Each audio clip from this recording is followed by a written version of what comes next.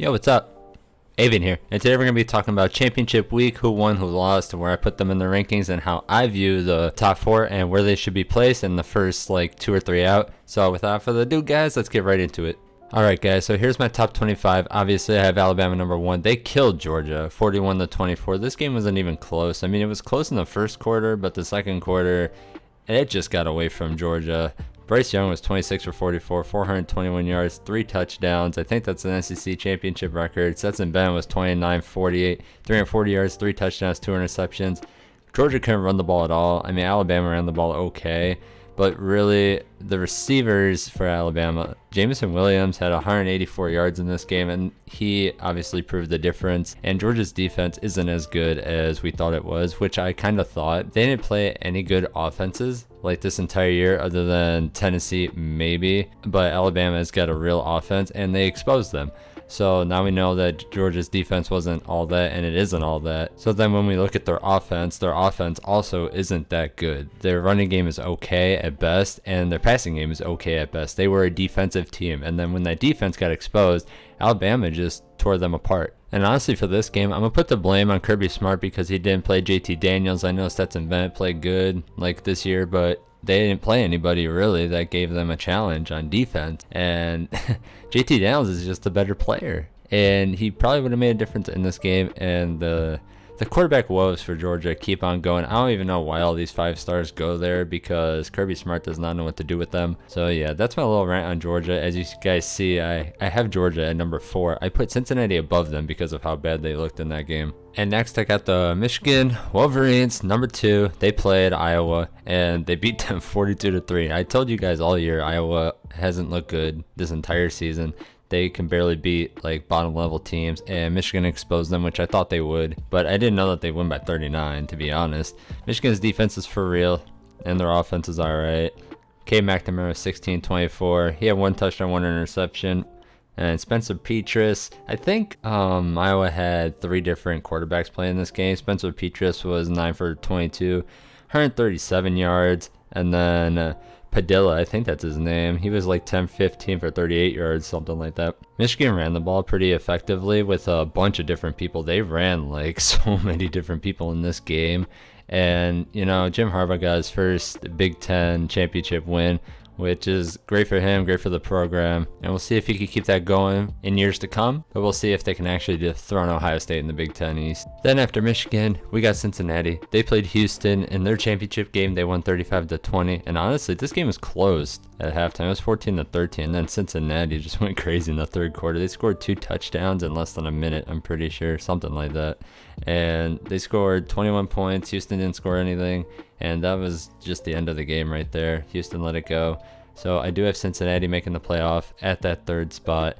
And then that brings me to Georgia right afterwards. Georgia, they dropped to 4, like I said before. But I think that they're better than Notre Dame or Baylor. And I'll get to Baylor right after. The reason I gave Georgia that spot is not because that they were undefeated before, or they were clearly, quote unquote, the best team in the nation until they played like a real team that had a good offense. I still think that they would beat Baylor or Notre Dame, so that's why I have them at the 4th spot. Oh yeah, I forgot to mention Clayton Tune, Houston. He was 17 for 26. He had 250 yards, 2 touchdowns, 1 interception. Desmond Rivers 11 for 17, 190 yards, 3 touchdowns. He could have looked better in this game, but he did enough for his team to win. The real story was Jerome Ford. He had 18 carries for 187 yards. That's a 10.4 average. He had 2 touchdowns. He was the difference in this game. Alton McCaskill, 13 carries, 39 yards. He didn't really do much. And for them, it was Nathaniel Dell. He had 152 yards receiving. And that's kind of where Houston was hitting on Cincinnati. Then after that, we have Baylor. Baylor sitting at the 5th spot. They played Oklahoma State. They beat Oklahoma State 21-16 on a goal line stand for 4 downs. It was 1st down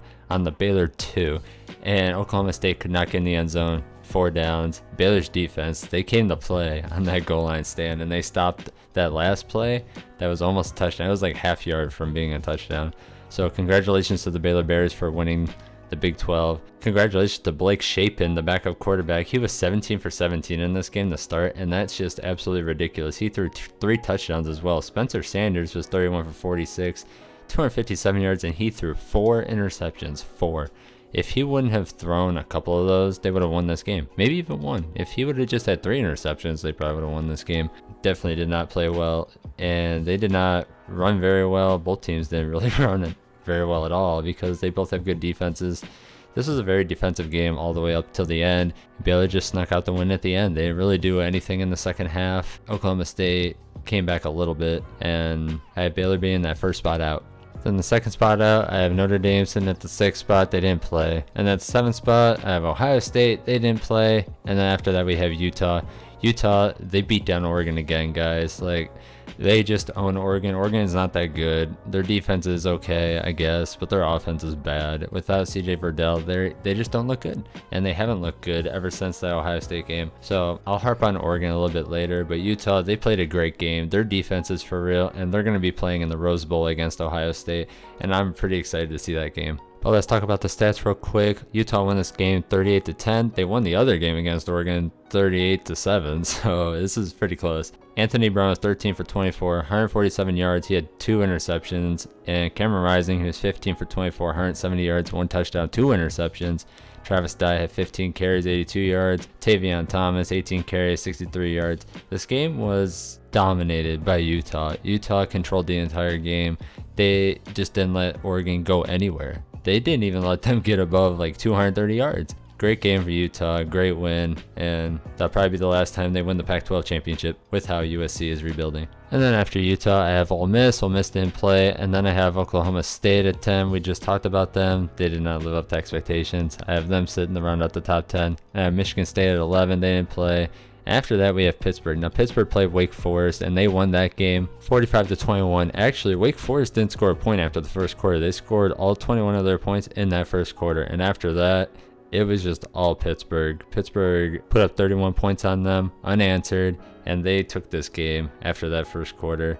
Sam Hartman was 22 for 46, 213 yards, 2 touchdowns, 4 interceptions. Kenny Pickett, 20 for 33, 253 yards, 2 touchdowns, no interceptions, no turnovers. Jordan Addison had 126 yards.